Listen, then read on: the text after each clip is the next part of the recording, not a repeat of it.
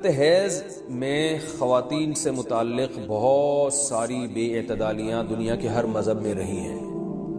یہودی کیا کرتے تھے کہ حالت حیض میں عورت سے بالکل کنارہ کشی اختیار کر لیا کرتے تھے، اس کے قریب بھی نہ جانا، اور کھانا پینا بھی الگ اور جھوٹا بھی الگ۔ تو بعض مذاہب میں کوئی فرق ہی نہیں تھا کہ حالت حیض اور پاکی کی ایام میں۔ تو جب اسلام دنیا میں آیا تو صحابہ کرام کو یقیناً یہ خیال پیدا ہوا کہ بھئی اب اسلام کے اس بارے میں کیا احکام ہیں کہ جب خواتین مینسز کی حالت میں ہوتی ہیں شادی شدہ، تو کیا ہم ان سے ہم بستری کر سکتے ہیں یا نہیں کر سکتے، کیا اس کے احکامات ہیں۔ تو اللہ نے صحابہ کے سوال کو اور پھر اپنے جواب کو قرآن مجید کا جز بنا کے نازل کر دیا۔ وَيَسْأَلُونَكَ، اور یہ لوگ آپ سے سوال کرتے ہیں، عن المحیض، حیض کے بارے میں۔ تو حیض کے بارے میں سوال نہیں تھا، اصل میں سوال یہ تھا کہ حالت حیض میں زوجہ سے ہم بستری جائز ہے یا نہیں ہے۔ تو قرآن نے اس کی طرف اشارہ کر دیا۔ قل، اے نبی آپ ان سے کہہ دیجئے، ہوا اذن، اذن اصل میں تکلیف کو بھی کہتے ہیں، گندگی کو بھی کہتے ہیں۔ تو یہاں گندگی مراد ہے کہ وہ گندگی ہے۔ فَاعْتَزِلُوا النِّسَاءَ، لہذا عورتوں سے دور رہو، فی المحیض، حالت حیض میں۔ وَلَا تَقْرَبُوهُنَّ، اور ان کے قریب مت جاؤ، حَتَّى يَطْهُرْنَ، جب تک کہ یہ پاک نہ ہو جائیں۔ تو اس میں قرآن مجید نے جو لفظی ترجمہ ہے وہ قرآن کی آیتوں کا یہی ہے کہ ان سے کنارہ کشی اختیار کر لو، لیکن احادیث سے ہمیں پتہ چلتا ہے کہ یہاں کنارہ کشی اختیار کرنا یہ کنایا ہے ہم بستری کرنے سے، یعنی ان سے ہم بستری کرنا تمہارے لیے جائز نہیں ہے۔ کنارہ کشی سے وہ جو یہودی کر لیا کرتے تھے وہ مراد نہیں ہے یہاں پہ، اور اس کی تفصیل احادیث میں۔ تو قرآن نے چونکہ صاف لفظوں میں جماع کا ہم بستری کا ذکر نہیں کیا تو صرف کنایوں سے کام لیا ہے قرآن مجید نے۔ فَاعْتَزِلُوا النِّسَاءَ، ان سے اعتزال کرو، یعنی دور رہو ان سے۔ دور رہنے کا مطلب صرف دور رہنے سے یہ مراد ہے، صحیح حدیث ہے، نبی صلی اللہ علیہ وسلم نے فرمایا، اصنعوا كل شيء الا النکاح، حالت حیض میں اپنی زوجہ کے پاس تم جا سکتے ہو، سب کچھ کر سکتے ہو سوائے جماع کے۔ تو انٹرکورس جو اسے کہا جاتا ہے وہ حلال نہیں ہے۔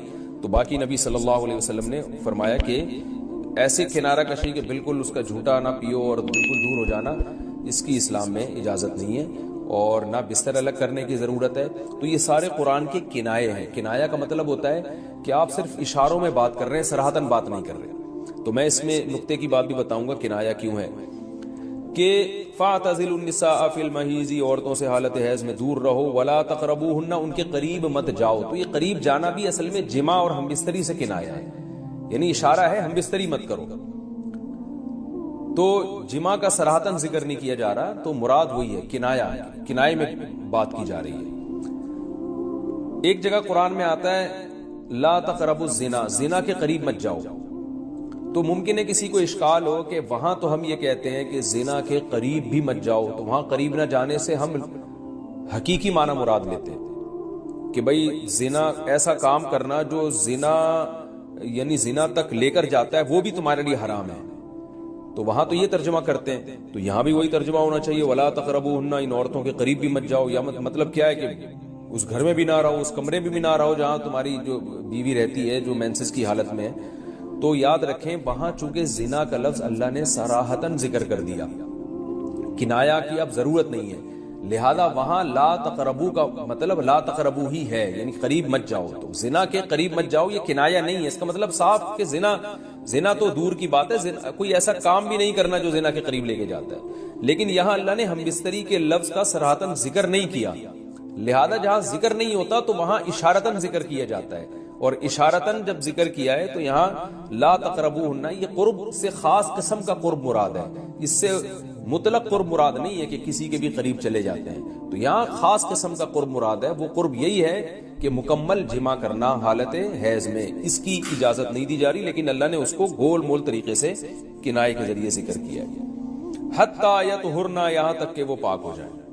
تو یہ جو میں نے بتایا کہ حالت حیض میں نبی صلی اللہ علیہ وسلم سے صحیح حدیث سے ثابت ہے، اور اس پر پوری امت کا اجماع ہے، اتنی واضح احادیث ہیں بخاری اور مسلم کی اس بارے میں کہ حالت حیض میں آپ بیوی کے قریب جا سکتے ہیں، اور حیا کے خلاف مسئلہ ہے، لیکن اب ایک بات آ گئی تو میں بتا دوں کہ اس کی تفصیل فقہاء نے بیان کی ہے کہ جو ناف سے لے کر گھٹنوں تک جسم پہ کوئی کپڑا ڈال دیا جائے، اور پھر باقی زوجین ایک دوسرے سے جو ہے وہ ریلیشن قائم کر سکتے ہیں باقی باڈی کے ذریعے، لیکن یہ کہ جو مکمل جماع ہے وہ حلال نہیں ہے۔ اور وہ سخت گناہ ہے۔